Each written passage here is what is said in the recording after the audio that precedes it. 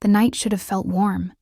Music floated across the backyard, soft and distant, drifting over the glowing pool as if the world were wrapped in a summer evening. But she stood at the edge alone, arms wrapped around herself, breath misting in the air. Something about tonight felt wrong. Too quiet, too cold, too watchful. She glanced back at the house, lights flashing through tall windows, guests laughing, and silhouettes dancing.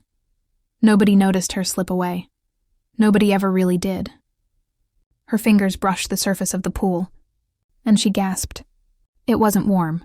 It was freezing, ice cold, completely wrong for a heated estate pool. A chill crawled over her skin, slow and uneasy. She took one step back. Then, a shove, a sharp jolt between her shoulders. A startled cry was lost in her throat, and the world vanished beneath her. The cold hit like a fist. Not water, not liquid, but knives. Her lungs seized. Her body convulsed. The shock swallowed her whole before she even understood she was sinking. She tried to kick, tried to reach up, tried to scream. Nothing worked. The water dragged her down like a hand tightening around her ankle. The party lights, above, blurred into a smear of colors, shrinking, disappearing entirely as darkness thickened around her. Her heartbeat thundered in her ears, wild and useless. This is how it ends, she thought. Not with drama, not with anyone caring. Alone, cold, forgotten. Her chest burned. The pressure behind her eyes throbbed. Her fingers, numb and stiff, clawed weakly at the water as if she could fight it. Then, a splash. Deep, heavy, controlled. Not like a guest stumbling drunkenly. Like someone who chose to jump. Strong arms closed around her, pulling her upward with a force that cut through the cold. Like heat. She couldn't see his face. Just the outline of a broad chest, the warmth of skin, against her frozen body, and the deep rumble of a voice she couldn't understand. Through the water. Then air hit her face. She was hauled out of the pool like she weighed nothing. Her back met solid ground, a palm pressed against her sternum. Fingertips brushed her cheek. She coughed. Water, spilling from her lips, her chest heaving in painful jolts. "Stay with me." The voice was low, commanding, rough in a way that didn't scare her, but anchored her. She blinked up at him. The world was blurry and spinning, but she could make out the dark outline of a man, kneeling over her. Broad shoulders, a hard jaw, eyes that burned even in the shadows. He shrugged off his jacket and wrapped it around her trembling body in one swift, decisive motion. His hands were warm, too steady. No one should feel this sure while she is shaking like a leaf. "Breathe," he said quietly. "You're safe." Safe. The word didn't fit him. Not with the way he held her like he was assessing every detail. Not with the silent storm behind his stare. Not with the tension in his jaw, the fury simmering under his breath, as if he was imagining killing whoever pushed her. She didn't know him. She had never seen him before. Yet he looked at her like he'd been searching for her for years. Her lips moved uselessly. Who are you?" He didn't answer. Instead, he lifted her effortlessly into his arms. She let out a tiny gasp, half fear, half relief, as her head rested against his chest. The warmth of him seeped into her bones, thawing the cold like sunlight breaking through frost. "You're freezing," he murmured. "I've got you." His voice was the last thing she heard before her eyes slipped shut again. Confident, calm, possessive. A man who didn't sound like a guest. A man who sounded like danger. A man who had just saved her life. Warmth. That was the first thing she felt when she woke. Warmth pressed against her skin, wrapped around her like a cocoon. For a heartbeat, she thought she was still dreaming, drifting somewhere between sleep and the memory of freezing water closing over her head. Then the world sharpened. A fire crackled softly nearby. A heavy jacket, his jacket, was draped over her. Shoulders smelling faintly of dark cologne, smoke, and something sharp she couldn't name. She was lying on a plush leather sofa in a dimly lit lounge overlooking the estate's garden. Her breath hitched as the memories rushed back. The cold, the panic, the hands pulling her out. The voice, deep, steady, impossible to ignore. She sat up too fast. Easy. The word rolled through the room like velvet dipped in steel. He was there, standing against the far wall, half hidden in shadow, arms crossed over a broad chest. His body was relaxed, but his eyes were locked onto her like she was both a mystery and a problem he needed to solve. She swallowed. You saved me. He didn't move, didn't nod, didn't take credit. He simply said, "You shouldn't have been alone near the pool." The statement hit her strangely, less like an observation, more like a reprimand. "I didn't know it was that cold," she whispered. "I didn't even know someone was behind me." His jaw tightened, just barely. "As I said," he murmured, "you shouldn't have been alone." She tried to look away, but his stare held her, heavy and unblinking. He wasn't a man used to repeating himself, or being questioned. She wrapped the jacket tighter around her. "Who are you?" A pause, long enough to be deliberate. "No one you need to worry about." That was not reassuring. "Then why am I here?" she asked. He finally pushed off the wall. Slowly, controlled. Every movement precise, as if he'd learned long ago that power lived in stillness. The closer he came, the smaller the room felt until his shadow brushed over her like a cloak. He stopped just inches away. "You were unconscious," he said. "Freezing. You needed warmth." His gaze drifted over. Her face, not in a hungry way, but in a searching, calculating way. "So I brought you inside." Her pulse fluttered. "You didn't have to do that." Something flashed in his eyes. Annoyance? Amusement? She couldn't tell. "I couldn't leave you there." He said it low, almost under his breath, as if the words meant more than he wanted them to. She watched him, uncertain. Everything about him felt contradictory. Cold voice, warm hands, dangerous presence, gentle actions, distance in his tone, intensity in his stare. He folded his arms again, gaze pinned to her like he was reading every thought she didn't say aloud. "You should drink something hot," he said. "You're still shaking." She glanced at her hands. They were trembling slightly. "That's normal after hypothermia," she murmured. His brow lifted. "You think that was hypothermia?" "I can't feel my fingers," she admitted. "I can see that." She froze, realizing something. He had been watching her hands, watching her carefully, watching everything. "Why are you looking at me like that?" she whispered. His answer came instantly. "Because you almost died." Her breath caught. "And," he added, voice dropping to a quiet intensity that slid under her skin. "Because I don't like when something I'm holding slips away." She blinked. "Something you're holding?"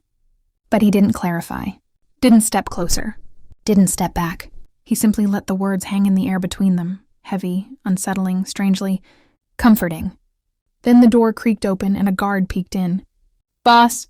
The man shot him a look that could freeze fire. The guard swallowed hard. "Sorry, sir. Didn't know you were occupied." "Boss?" Her stomach dropped. She turned back toward the man who had saved her. But he was already watching her reaction, already knowing what she'd realized, already aware that the truth had slipped out. He was no guest, no passerby, no random hero. He was the one who ran this entire estate, the one people called boss. And for reasons she didn't understand yet, he was very, very focused on her. Silence thickened the room after the guard slipped out, leaving the door to close with a hesitant click. She stared at the man in front of her, the boss, trying to reconcile the warmth of the hands that pulled her from the water with the cold authority in his eyes now. He didn't look away, didn't soften, didn't pretend her realization surprised him. Instead, he tilted his head slightly, studying her reaction with a patience that felt far too intentional. "You look scared," he said quietly. "I'm not," she lied. One of his brows lifted, just enough to say he didn't believe her for a second. "You shouldn't be afraid of me." "People don't usually say that," she muttered. "At least, not people like you." A faint exhale, almost a laugh, almost a warning, left him. "People like me? You know exactly what I mean." He stepped closer, slow enough that she saw every detail sharpen in the firelight, the hardness in his jaw, the shadows clinging to the edges of his cheekbones, the faint scar near his collar, and the storm behind his dark eyes. The kind of storm men like him didn't admit existed. "I saved your life," he reminded her softly. "Try not to put me in the same category as the people who try to end them." Her heart skipped, not because of the words, but because of the quiet conviction in them, like he was making a promise, not a defense. She glanced down, fingers tightening on the jacket still wrapped around her. Well, thank you, really. I don't know what would have happened if you hadn't. Her breath caught as she moved, just slightly, shifting the jacket. The sleeve slipped, down her shoulder, revealing a patch of pale skin still tinged faint blue from the cold. He saw it. His gaze flicked there, sharp and unguarded, a flash of something fierce tightening his expression. Something protective. Something that looked like anger but didn't feel like it. Was meant for her. He reached out, slow enough that she could stop him, fast enough that she didn't have time to second-guess it.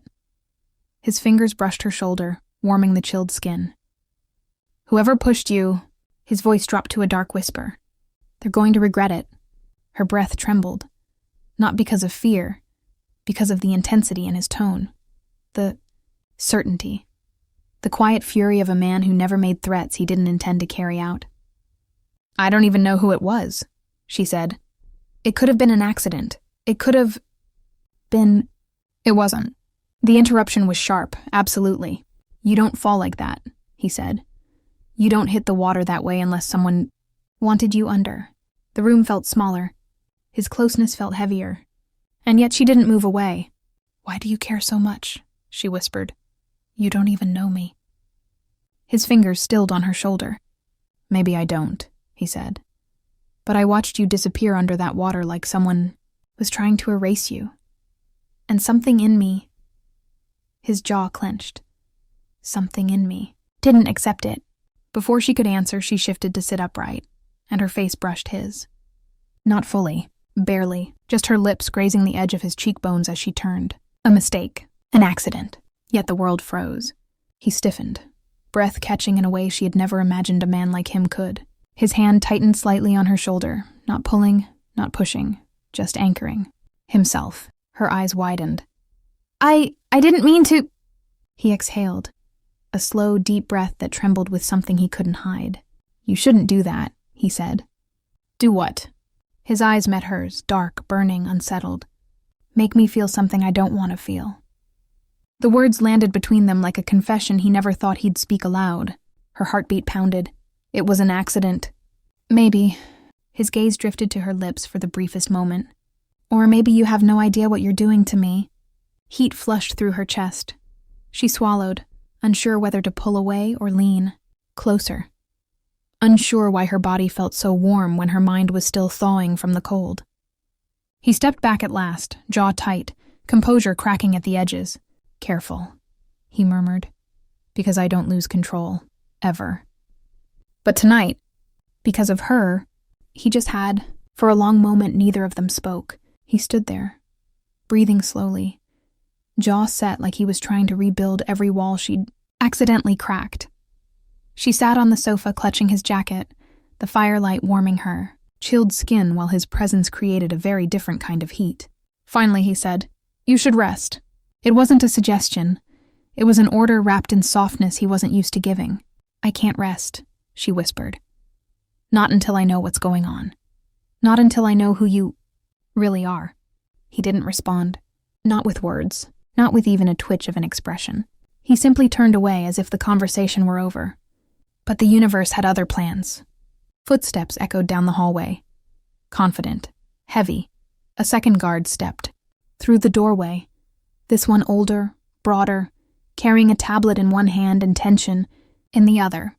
Sir, the guard said, we traced the pool incident. The man lifted a single finger, silencing him instantly. The guard swallowed and nodded. Understood, boss. She froze. Boss. There it was again. But this time, the guard said it with the kind of fear people reserved for men who didn't. Forgive mistakes. The guard turned, finally seeing her awake. His expression shifted. Respectful, almost. Cautious, as if she were sitting beside a sleeping predator. Should I finish the report outside, sir? The guard asked. No, the man replied, tone collected but razor sharp. Leave it on my desk, and lock. The east wing. No one enters without my approval. Understood. The guard left. The door clicked shut. Silence returned. She stared at the man in front of her, heart thundering. I heard him. He called you. Yes, he cut in. So you're... Yes. She blinked. You're the Mafia boss, aren't you? A beat. 2. He turned to face her fully, the firelight catching the edges of his features, outlining the truth she hadn't been able to name before. I run this estate, he said evenly. This family, this territory. His gaze lowered, softened. And now, it seems I've saved you. Her breath shook. Why didn't you tell me? Because you were already shaking from the cold, he said. You didn't need to shake. From fear, too. Fear. That wasn't what she felt when she looked at him. Not exactly. Something deeper. Something hotter. Something that should have scared her but didn't.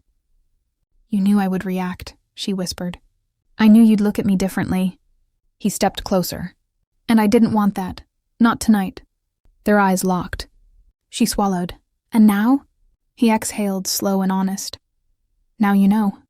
Her pulse drummed in her ears. Knowing who you are makes what you did for me feel even more confusing. What did I do? He asked.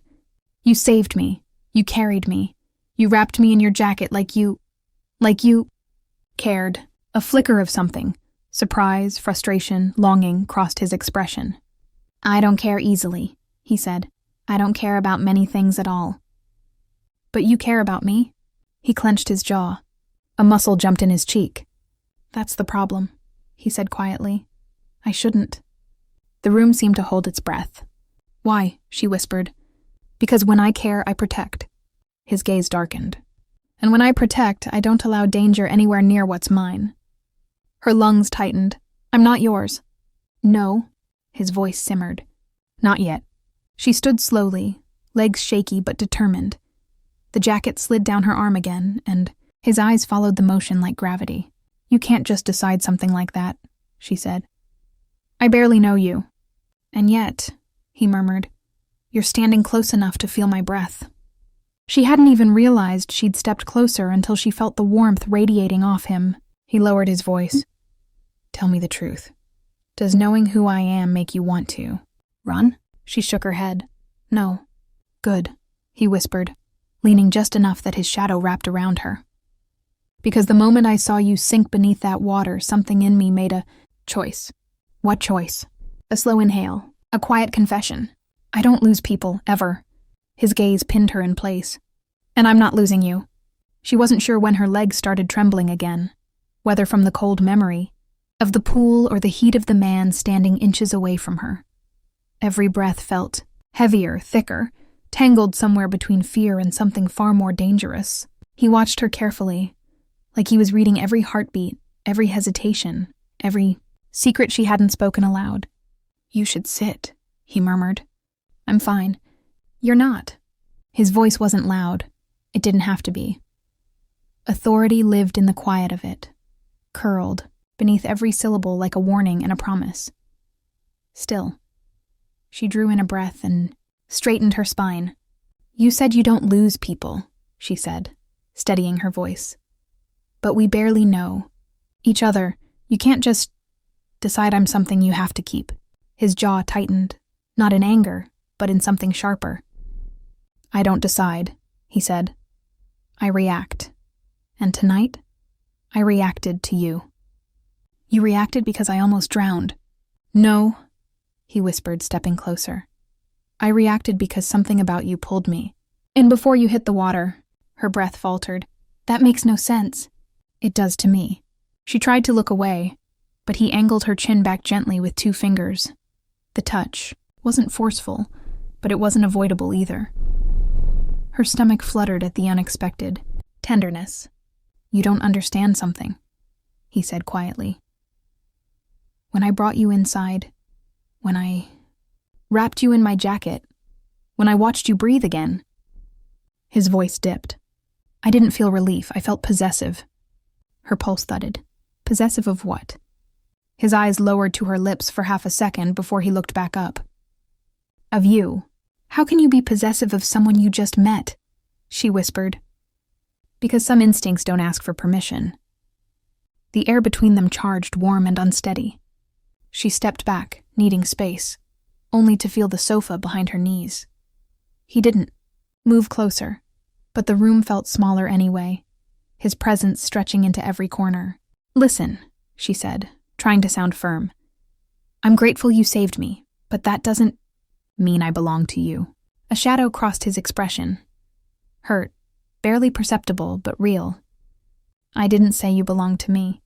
He paused. I said I protect what I care about. And whether you like it or not, I care that someone tried to drown you. Her chest tightened. You don't know that for sure.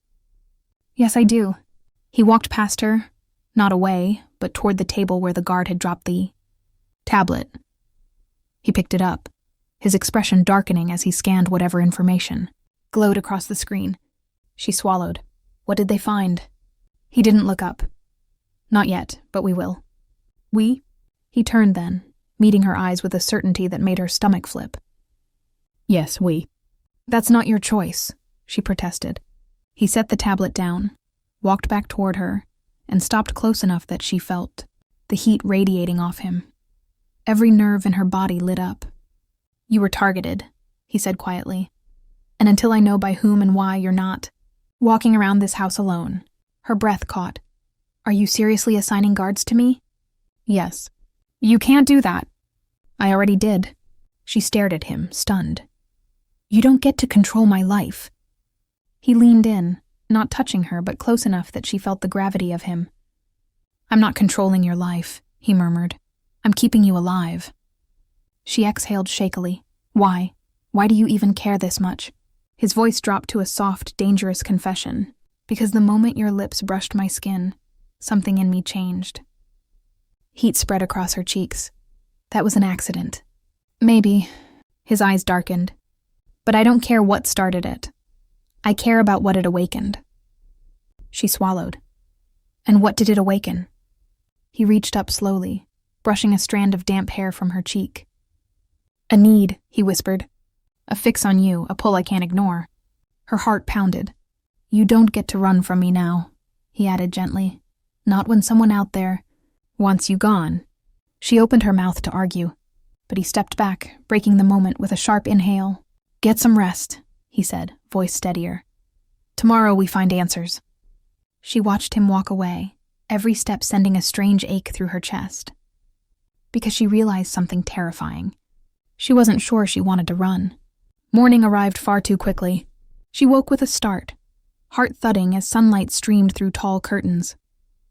For a moment she forgot where she was, forgot the cold pool, the weightless sinking, and the strong hands pulling her up. But then she felt the warmth of the room, smelled faint, cologne lingering in the air, and remembered everything.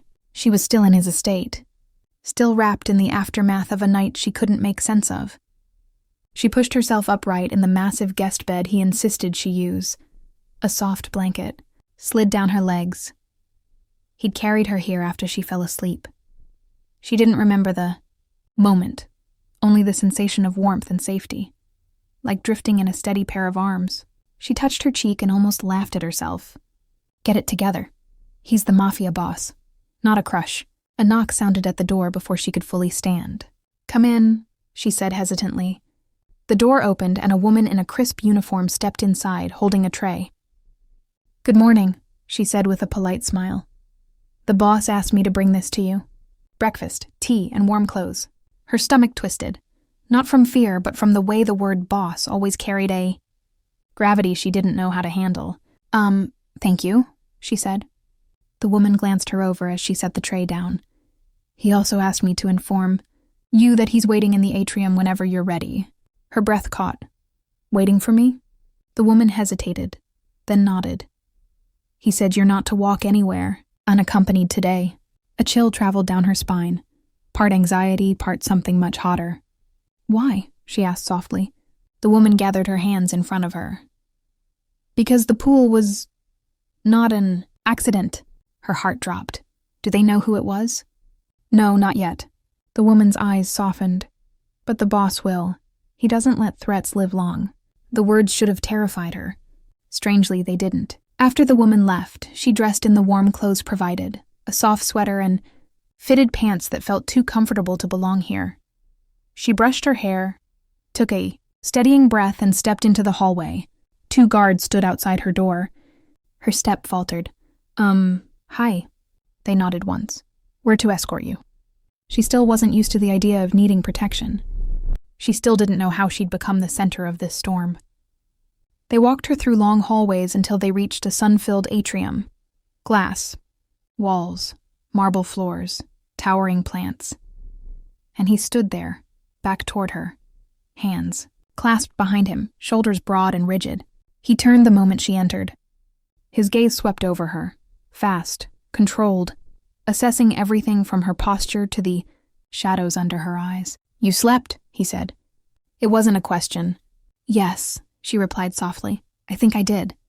He stepped closer, his voice dropping. "Good." Silence stretched. She finally asked, "Did you find anything about last night?" His jaw tightened, the faintest crack in his calm. "Not yet, but we traced the security. Footage. Someone cut the cameras in that part of the yard." Her stomach twisted. "Cut them, why?" "To hide what they planned to do." He held her gaze, serious. "You weren't supposed to get back up." Her breath shook. "Do you think it was meant for me?" He didn't answer immediately. Instead, he reached out, gently brushing his thumb, across a fading bruise on her arm where the pool's edge had struck her. The touch was careful, too careful for a man like him. "Whoever it was," he said, voice low, "I'm going to find them." Her pulse raced. "And then?" His eyes darkened. "Then they'll understand what happens when someone touches what I protect." "Protect," she echoed softly. "Yes," she swallowed. "And you're protecting me because—" He stepped even closer, close enough that she felt the warmth of his breath on her forehead, close enough to smell the faint scent of smoke and cold night air clinging to him. "Because I can't stop thinking about you," he said. "Because last night wasn't just a rescue, it was a warning." "A warning of what?" "That you're in my world now," he murmured. "And I don't let go." Her heartbeat thundered. "And you don't want to run," he added quietly. She froze. "Who said that?" He gave a slow, knowing smile, dark, warm, and dangerous. "Your eyes," he whispered. "They already made the choice." She should have been able to breathe by now. But every time Elena replayed that night, his arms around her, the pool water slipping, off her skin, his voice low and furious in her ear, something inside her tightened. Instead, Dante had saved her, but he hadn't let her go. Tonight she would understand why. The mansion felt different the moment she stepped inside. The staff avoided her eyes. The halls were quieter than usual, and the sharp scent of Dante's cologne lingered far, too strongly in the air, like he'd just walked through, like he was still watching. And he was... Elena felt it before she turned the corner. A pull, a heat, the unmistakable awareness that he was nearby. Then his voice came from behind her, soft but commanding. "Come with me." No explanation, no question, just that deep, steady tone that made her heartbeat stutter. She followed. He led her not to his office, not to the dining hall, but to a private indoor terrace, warm, light spilling over marble floors, ivy climbing the walls, and the night sky stretching across the glass ceiling like painted velvet. It was beautiful, but he wasn't looking at the room. He was looking at her. "Elena," he said quietly, "sit." She hesitated. Something in his eyes was different today. Controlled, yes, but calmer, clearer, less like a storm and more like the moment before thunder. She sat. Dante remained standing, hands behind his back, shoulders tense, jawline hard, enough to cut stone. He looked like a man fighting an entire war in silence. Finally he spoke. "You almost died." The words weren't angry. They were raw. "And His voice caught for the briefest second. I couldn't." He exhaled sharply, frustrated with himself. "You should have never been alone." Her chest tightened. "Dante, it wasn't your fault." "Yes," he said quietly, "it was." He stepped closer, one step, then another, until he was standing right in front of her, looking down with eyes filled with something she couldn't name. "You don't understand," he continued. "That moment, when I saw you sinking, I felt..." His jaw flexed. Fear. The word sounded foreign coming from him.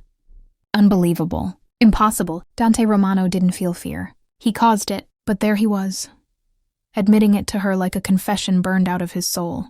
Her voice softened. "Why are you telling me this?" He leaned down, placing his hands on either side of her, trapping her gently but completely. "Because tonight you're going to answer a question for me." His breath brushed her cheek, warm and steady. A question that decides everything. Her pulse thundered. "What question?" He lifted her chin with 2 fingers, slow, deliberate, respectful, yet possessive. "Do you trust me, Elena?" The air froze. Not "do you like me?" "Do you not want to stay here?" Not "are you afraid of me?" Trust, a word too intimate, too dangerous, too binding. She swallowed. I don't know." His eyes darkened. Not with anger, but something deeper. A bruise of vulnerability and longing twisted together. "Then let me show you something." He stood upright and offered his hand. "Come." Her heart pounded as she placed her hand in his. He led her to the center of the terrace, moonlight glowing over them like silver dust. "Close your eyes," he said softly. She hesitated, but did it. A moment passed, then another. Then she felt it. His hand brushing her jaw, his breath warming her lips, his voice whispering against her skin. "If you truly don't trust me, pull away." She didn't move. Slowly, like he was giving her every chance to deny him, Dante lowered his mouth to hers. The kiss wasn't hungry. It wasn't commanding. It was gentle. Devastatingly gentle. A question, not an order. A promise, not a claim. Her hands trembled. Her breath caught. Her heart shattered open. She didn't pull away. When he finally broke the kiss, his voice was barely a whisper. "That," he said, "was your answer." And in that moment, Elena realized something terrifying and beautiful. She trusted the one man she should run from. And he knew it. He hadn't wanted to feel. He didn't allow himself to care. Yet here he was, heart thundering, gaze locked on her every move, every breath, every subtle shift in posture. The warmth of her had burned itself into him, an ignition he couldn't snuff, a pull he couldn't deny. He watched her walk across the terrace, careful and deliberate, and for the first time, Dante realized he couldn't take his eyes off her. Not for a second. Every instinct screamed. She was his, dangerous, intoxicating, and untouchable, yet somehow entirely his. Elena felt it too. That awareness of him, always near, always observing. It should have been unsettling, but somehow in the strange gravity of his presence, it felt like protection. She didn't want to admit it. She shouldn't have admitted it. And yet, every time he was near, every glance or subtle movement, her pulse betrayed her. Dante moved silently, following her as she explored the mansion's atrium. Not intrusively, not in the way of a stalker, but with the constant, undeniable awareness of a predator tracking his prey. Only, she wasn't prey. Not really. She was the spark that ignited him, the chaos he wanted and feared. He found himself watching her while she drank her morning tea, the delicate way her fingers wrapped around the cup, how the sunlight kissed her hair, how the faint tremor in her shoulders made his chest clench. It wasn't enough to merely keep her safe anymore. He wanted to own the moment, to imprint her in every part of his world. "She's dangerous," he murmured to himself, voice low, almost growl-like. "Not because she's a threat, but because she makes me weak." The obsession had already begun. Silent, creeping, insidious. He had warned himself. He didn't care about many things. He didn't care about people like her. He didn't lose control. And yet, every fiber of him wanted her attention, her presence, her compliance. Even if he wouldn't admit it aloud. Meanwhile, Elena moved through the corridors, the echo of her steps a constant reminder that he was always near. Every time she turned a corner, she caught a glimpse of him in the shadows, watching, calculating, waiting. She tried to ignore the shiver his gaze elicited, tried to focus on the normalcy of the morning, tried to convince herself she wasn't captivated by the dark, commanding presence of the man who had saved her life. Yet when she entered the library, she paused. Dante was there, leaning against the mahogany desk, arms crossed, eyes studying her with a weight that made her breath hitch. The air seemed to thicken around him, charged with something dangerous and magnetic. "You shouldn't be wandering alone," he said softly, though not sharply. "Just enough. Enough." To remind her that everything in this estate, including her, was under his scrutiny. I'm fine," she stammered, though her voice trembled slightly. He didn't move immediately, only watched, and in that suspended moment, the power dynamic was undeniable. He didn't ask her to stay. He didn't demand it. He simply imposed it with his presence. Elena realized, with a shiver she didn't entirely understand, that she didn't want to leave. And that was exactly what he wanted her to feel. Dante's mind raced, plotting, planning, calculating. Every moment with her was a test of control, of patience, of her trust, of his own restraint. The obsession wasn't conscious yet. Not fully, but it had begun. It would grow. It would consume him, and nothing in his world would ever be the same, because the woman he had saved was no longer just a survivor. She was the center of his every thought, and he was already hers, without a single word confirming it. That she could step back, breathe, claim space, and remind herself that Dante Romano was dangerous, unpredictable, and not to be trusted. She had survived a near-death experience. She could survive this. This pull, this gravity, this intensity that wrapped around her like iron, chains she couldn't see but felt in every nerve. But Dante wasn't giving her space. Not really. Everywhere she went, his presence followed. Not physically always, but emotionally. A glance. From across the room, a subtle step in her direction, a hand resting just slightly too close on the armrest of a chair. The world had narrowed to him, to his gaze, to the silent storm behind his eyes. She resisted. "Don't get used to this," she whispered to herself, as she moved through the morning light of the atrium. "It's temporary. It's his obsession, not mine. I control me." Yet the way he looked at her, the way he studied her, the way his jaw tightened with that possessive tension, made her knees weak despite her own defiance. Dante observed her every move. He had always been meticulous, controlled, careful, and yet she had done something impossible. She had unsettled him. Not with words, not with danger, not with threats, but with a simple human brush of her lips, a soft step into his sphere of influence. He wanted more. But more wasn't just desire. More was possession, obsession, focus, an instinct he had fought his entire life. He was a man who gave orders, who commanded loyalty, who crushed threats. Yet here was Elena, fragile yet defiant, challenging him in a way no one ever had. And that challenge ignited something dangerous in him, a hunger that refused to be ignored. "You think you can resist me?" he murmured quietly as he approached her from behind in the library, tone low, almost amused, but threaded with a warning. Elena flinched but didn't turn. "I'm not thinking about you," she said, trying to sound firm, trying to reclaim control. He stepped closer, close enough that her hair brushed his chest, close enough that she could feel the heat radiating off him, intoxicating and suffocating at once. "You're thinking about me," he whispered. "Every breath, every glance, every heartbeat. You're just too stubborn to admit it." Her chest heaved, and she realized her own truth before she wanted to. She was thinking about him, constantly, whether she wanted to or not, whether she admitted it or not. "Stubborn, yes," she said softly, "and I'm not yours." Dante's lips curved slightly, dangerous. "No, not yet." The tension between them was electric, a taut wire humming with potential energy, every instinct in her screamed to step back, to flee, to fight.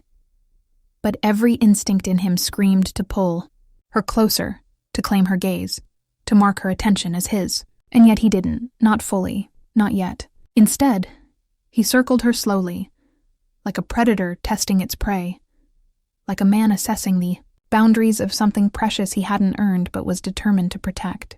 "You don't know how this ends," he said softly. "You think resisting me gives you control. But resistance is only feeding my focus." Her pulse quickened. "Then what happens when I stop resisting?"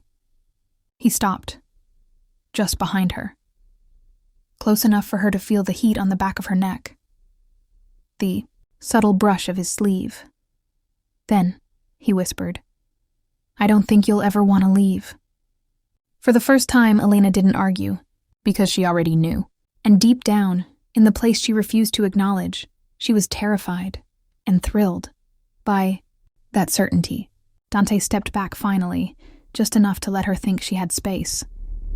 But the moment hung between them, taut and unbroken, as if the air itself was warning her. Resistance only fueled the obsession, and his obsession had just begun. The mansion was quiet now, almost oppressively so. The staff moved like shadows, careful not to disturb the tension simmering just beneath the surface. Elena couldn't shake the feeling that everything had shifted. The pool, the night, Dante's gaze. That single, terrifying moment when water had closed over her and he had pulled her out alive had changed everything. But now the truth was emerging. Dante entered the library without knocking, eyes dark, jaw tight. She looked up from the papers. She had been pretending to study. Security reports, guest lists, anything to distract herself from the pulse in her chest whenever he was near. "Sit," he said. The word wasn't a command. It was inevitability. She obeyed. He placed a folder in front of her, heavy, intimidating. The label read, "Pool Incident. Surveillance and Analysis." "This wasn't an accident," he said flatly, tone calm, but carrying that underlying edge she had come to fear and crave. She swallowed. It couldn't have been. Someone was careless, maybe. He slammed the folder open. Pages and photos spilled across the polished desk. Frames from cameras, security guard logs, the pool area at night. Her own fall was captured in blurry, chilling detail, but what froze her was the final frame. Someone, masked, lingering near the edge just before she slipped. "You were targeted," Dante said, voice low. "And not randomly." Her stomach twisted. "Why me?" He leaned closer, eyes scanning her face like he could read every fear, every thought, every instinct. "Because whoever did this knew exactly who you were, and what you would mean to me." Her pulse jumped. "Me? What are you saying?" "I'm saying," he whispered, leaning back just enough to let the weight of his words settle, "that the person who tried to drown you isn't finished. And they underestimated one thing, me." Her hands trembled as she touched the edge of the desk. "Underestimated you?" Dante's lips curved slightly, dangerously, almost with amusement. "They didn't know I don't lose. What's mine? They didn't know I would find them before they find you." Elena swallowed hard. "I'm not yours." "You're not?" He leaned closer, eyes like storm clouds, dark and unyielding. "Then why do I care? So much that someone hurt you? Why did I see red the moment I learned what happened?" She met his gaze, heart hammering. "Because you care." "Yes," he admitted softly, almost painfully. "Because I care. And because anyone who touches you, accidentally or not, crosses me." Her lips parted. "You mean they did this to me on purpose?" "Yes." His tone was absolute. "They wanted to test me, to see if I'd react. They didn't think I would." She shivered, not from the memory of cold water this time, but from the raw intensity of the man before her. "And now?" He leaned forward, hand brushing over the folder, fingers grazing her own. "Now, we find them. And when we do..." His eyes darkened. "They will regret ever stepping into my world." She swallowed, the thrill of fear mixed with the heat rising through her chest. Dante was ruthless, and tonight, his ruthlessness was directed toward anyone who dared touch her. She realized something terrifying. This was more than protection. This was possession. And as she looked up at him, she understood. The man who had saved her from drowning was now obsessed, obsessed with keeping her safe, obsessed with claiming her attention, obsessed with her. Her pulse raced. Her stomach churned.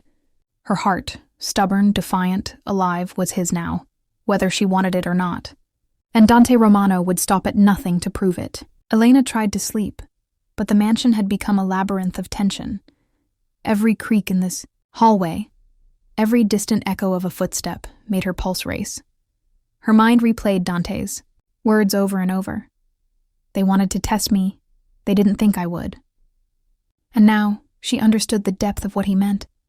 It started with a subtle shift, a shadow moving too quickly outside her window, a gust of cold air, despite the mansion's warmth. Then a faint sound in the garden, just enough to make her sit, upright, heart hammering. She wasn't imagining it. Dante entered her room without warning. His presence filled the space immediately, the air thick, with tension and warmth. He didn't speak at first. He simply closed the door, eyes scanning, every inch of her like he was cataloging every possible threat. "You heard it too," he said quietly, voice low and deliberate. I think so," she admitted. "But it could be—" "It's not could be," he interrupted, stepping closer, shadowing her every movement. "They're here." Her breath caught. "Who?" He didn't answer. Not immediately. Instead, he walked to the window and peered out, the faint moonlight reflecting in his dark eyes. "Someone wanted to see if I'd protect you. They're making sure we know they're watching." She felt a shiver she couldn't control. "Why are they doing this to me?" "Because you matter," he said, finally turning toward her. His eyes locked on hers, intense, unyielding. "Because anyone who threatens you threatens me, and I don't forgive threats." Her stomach twisted. The cold that had once gripped her in the pool now surged through her chest, not from fear of water, but from the heat of Dante's intensity. He stepped closer, close enough that she felt his warmth brushing against her arm. "You won't be alone," he whispered. "Not tonight. Not ever again if I can help it." Her voice trembled, trying to mask the thrill in her chest. "But I don't even know what they want. They want to test my limits," he said, voice dropping to a dangerous murmur. "They want to see if anyone can take what's mine." She looked at him, heart pounding. "What does that mean for me?" "It means," he said softly, darkly, "that tonight I make sure you're untouchable, and anyone who thinks otherwise will regret it." Before she could respond, a sound came from the garden again, a sharp, deliberate footstep. Elena froze. Dante was already moving, every muscle taut, his instincts razor-sharp. He grabbed her hand and pulled her behind a heavy curtain, shielding her from the window. His eyes scanned the grounds, calculating, predicting, preparing for whatever was coming. "They're close," he murmured, barely audible, voice low and urgent. "Too close." Her chest heaved. I'm scared." "You should be," he admitted, brushing a strand of hair from her face. "But not because of them. Because of me." Her brow furrowed. "Because of you?" "Yes," he said, voice firm but soft. "Because I won't let anyone touch you. And if they try, I'll make them wish they were never born." The words sank into her, terrifying, irresistible, protective, possessive, and in that moment, Elena realized the full weight of her new reality. Dante Romano had claimed her, whether she wanted it or not. The warning had become real, and there was no turning back. The night didn't ease, it tightened. Every second stretched thinner, sharper, more dangerous than the last. Dante kept Elena close, closer than ever, his hand firm around hers as he led her through the dim hallway. Not running, not hiding. Moving with a predator's precision. She could feel the tension coiling in him, the violence simmering underneath his calm. "What are we doing?" Elena whispered, trying to match his quiet steps. "Positioning," Dante murmured. "If they want to test me, let them come close enough to regret it." His voice wasn't raised, but the promise in it was lethal. They reached the central stairwell, wide stone steps, chandeliers glowing faintly overhead. Dante stopped, one hand going to the gun holstered beneath his jacket. His jaw clenched, eyes scanning every shadow. Elena swallowed, her pulse hammering in her ears. She felt exposed, vulnerable, yet somehow safer behind him than she had felt anywhere else. "Stay behind me," he said softly. "I am," she whispered. His eyes flicked back at her, not annoyed, but acknowledging, checking, making sure she truly was there, that she hadn't been taken from him already. Then, a sound. Not loud, just a shift of weight on wood, but enough. Dante moved faster than she thought humanly possible, pushing her gently but firmly behind one of the tall marble columns. His body shielded hers completely, his breath steady against her cheek as he leaned out to survey the shadows below. Someone was in the mansion, inside, not outside anymore. Her throat tightened. "Dante!" "Quiet," he breathed. For a moment there was only silence. Then, a figure darted across the lower hall, dressed in black, face hidden, not approaching, not fleeing, watching, taunting. Dante's entire posture changed, controlled anger melting into something far more dangerous. "So they're bold tonight," he whispered. "Good. Let them be bold." Elena grabbed his sleeve. "Please, don't go down there alone." He turned to her, eyes burning with something she couldn't name. Something fierce, protective, possessive, something that shook her to her core. "I'm not leaving you," he said, not even for a second. He kept her close as he descended the stairs, slow at first, then faster as another noise echoed through the hall. A scrape, a metallic click, a deliberate warning. The intruder moved again, slipping behind a corner. Not escaping, luring. Dante exhaled sharply. Her hand was still wrapped in his. He didn't let go, not once. "You feel that?" he asked quietly. She shivered. "Feel what?" "Their message." She nodded, voice trembling. "What's the message?" "That they think I can be distracted." His grip tightened around her hand. "They think you make me weak." Elena's heart twisted. "Do I?" He stopped walking. The hallway was dim, candles flickering along the walls, shadows dancing, across his face. He turned toward her, stepping close enough that she felt the heat pouring off him. "No," he said, voice low and certain. "You don't make me weak." His hand lifted to her cheek. "You make me focused." Her breath hitched. "And because of you," he whispered. "Someone's about to die tonight." Before she could respond, a flash of movement appeared behind them, fast.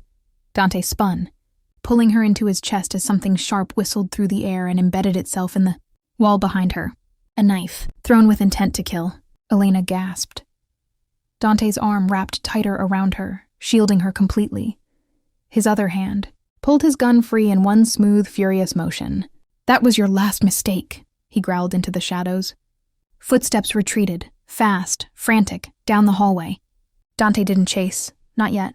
He turned to her first, lifting her face to his with a gentleness that contradicted the violence in him. "You're alive," he murmured, breath trembling just slightly. "That's all that matters."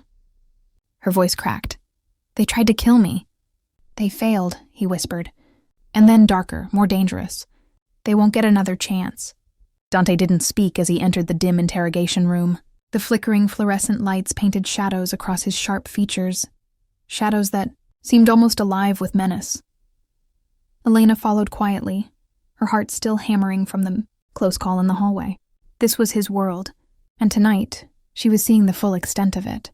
2 men were already restrained, captured intruders, masked, defiant, thinking they could challenge him.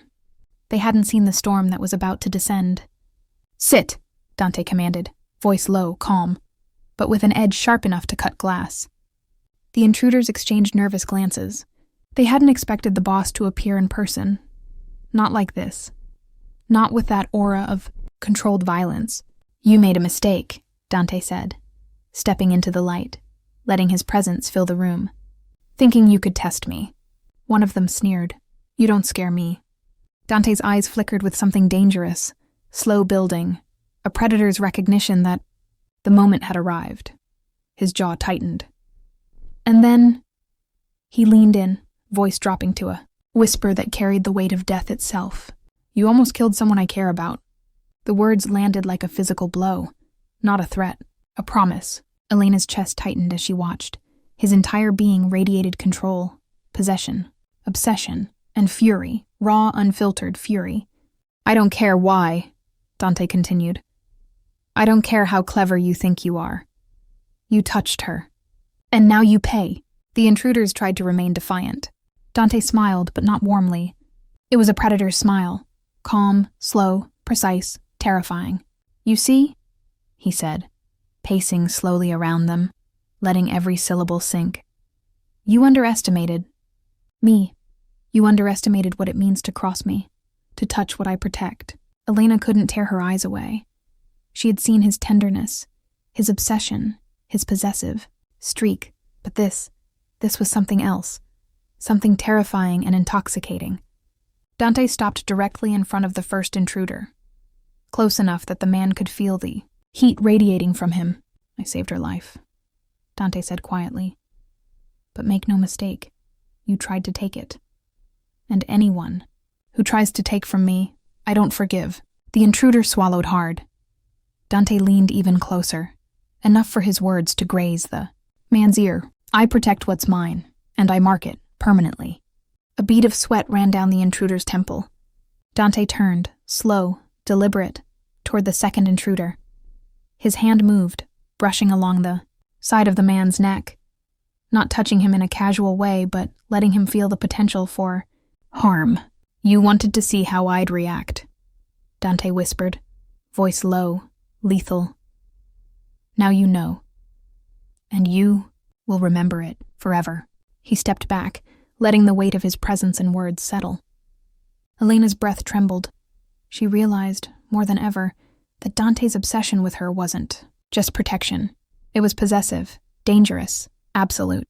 The intruders sat frozen, shaking, not just with fear, but with the understanding that they had been marked, that they had entered a world ruled by a man who didn't forgive mistakes, and who didn't hesitate when the stakes involved someone he claimed. Dante's eyes softened, almost imperceptibly as he looked at Elena. "You're safe," he murmured, voice quieter now. Gentle again, but carrying the weight of all he had just unleashed. She nodded, swallowing hard. Her pulse still raced, but she knew the truth. She was his, and he would stop at nothing to ensure she remained untouched, unharmed. He turned back to the intruders. "And anyone who thinks differently will learn the consequences, slowly and painfully." Elena shivered. A mix of fear, thrill, and undeniable attraction coursed through her. She understood now. His rage was terrifying. His obsession was real, and she was at the center of it. The mansion was quiet, almost eerily so. The intruders had been taken care of, restrained, questioned, and reminded in ways that only Dante Romano knew how. Elena had witnessed a side of him that terrified and thrilled her in equal measure. Yet here, in the aftermath, the intensity between them had not faded. If anything, it had grown. Dante guided her to the terrace again. Moonlight spilled across the floor, illuminating her face, catching the subtle trembling of her hands. His gaze followed every movement, calculating, protective, possessive. Every step she took felt measured under his watchful eyes. "You've seen a part of me no one else ever does," he said quietly, voice soft yet carrying a weight that made her stomach tighten. "And you're still here." She swallowed, unsure how to respond. I don't know why I'm still here, or why I want to." "Bah." He stepped closer, eyes dark, intense, pulling her into his orbit. "Because you can't run from what's real, Elena. Not from me, not from us." Her breath hitched. The way he said us. The possessive undertone was undeniable. Her pulse quickened, a dangerous flutter she couldn't ignore. "You're obsessed with me," she said, almost a whisper. "I can feel it in the way you watch me, in the way you move, in the way you won't let anyone near me." Dante's jaw tightened, a faint shadow crossing his features. Then he leaned down just slightly, so close she could feel the warmth radiating off him. "Obsessed?" he murmured. "No, this isn't obsession. It's knowing. Knowing that I can't let you go, that I won't let you go. Her chest tightened. You don't even know me, she whispered. And yet you... I know enough, he interrupted, voice dropping, almost trembling. I know enough to understand that someone who almost died in my arms, someone I saved, isn't just a stranger. You've taken a part of me I can't give back. Her stomach knotted. Her heart pounded. She didn't know what to say, didn't know what to do. All she knew was that she was acutely aware of every inch of space between them. Why me? She asked, barely audible. Why care this much? Dante's eyes softened, and for the first time, she saw something beyond rage and control, something vulnerable, something raw. Because the moment I saw you sink beneath that water, he said, voice low, intimate, I realized I would do anything to protect you. Not because I have to, because I want to. Not because it's my job, because it's my choice, and it's already too late. I can't stop myself anymore. Elena's breath caught. She could feel the pull, magnetic and dangerous, the intensity of him, drawing her closer despite her own defenses. He took a slow step forward and another, until the space between them was impossibly small. She could feel his heartbeat against her chest, could feel the heat of him seeping into her. Do you understand what I'm saying? He asked, voice rough with emotion. That I won't let you go, that I'll protect you, obsess over you, claim you if I have to.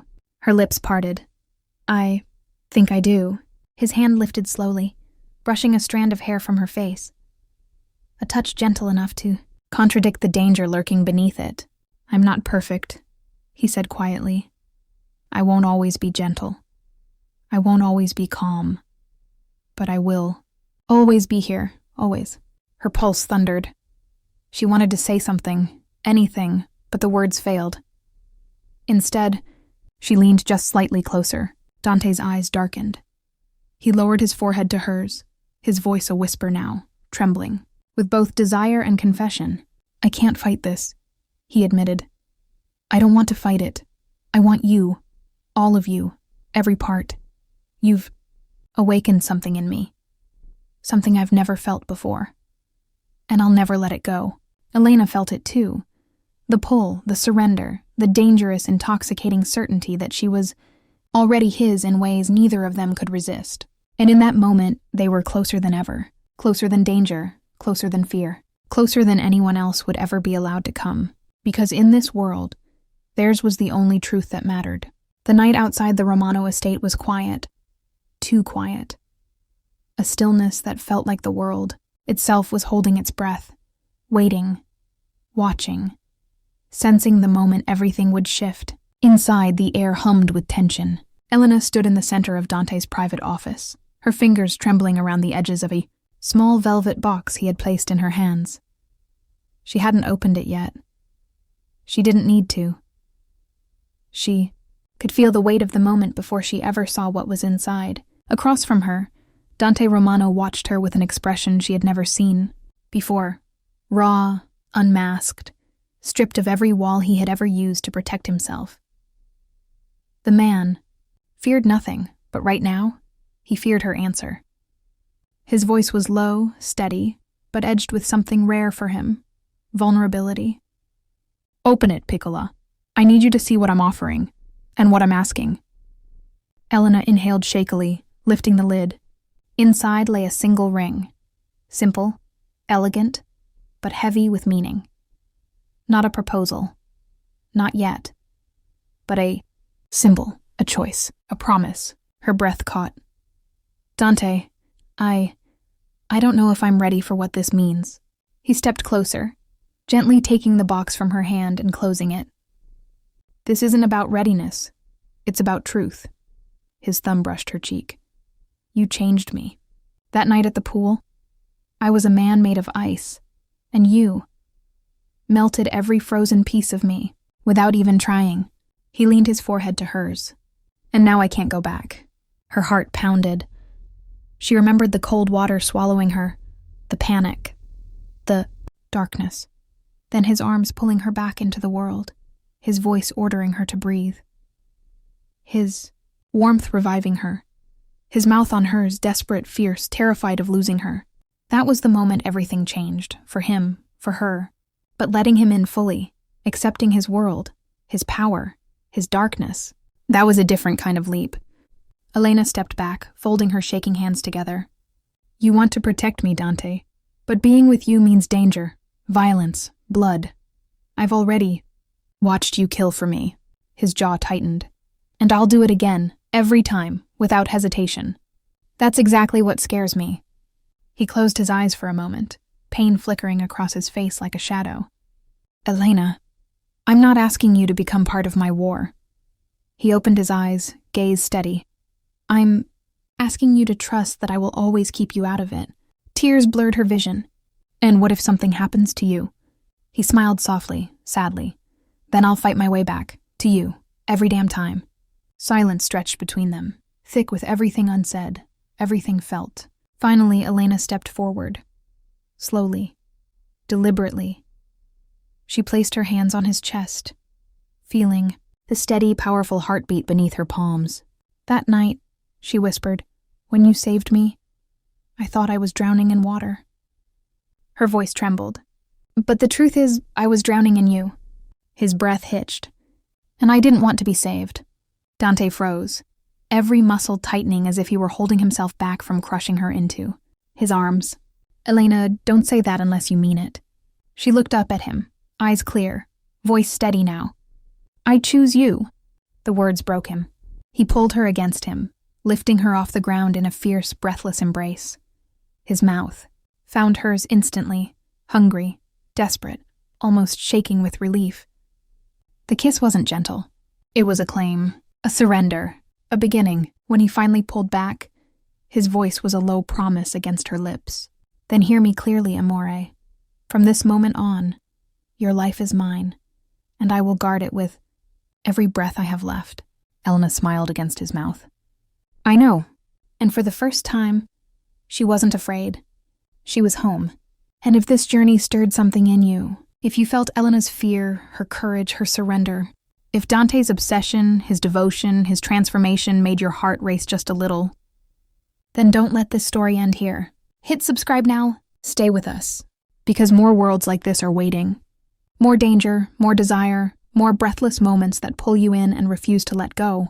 Every week we dive deeper into love that's fierce. Men who would burn the world to protect the one they choose.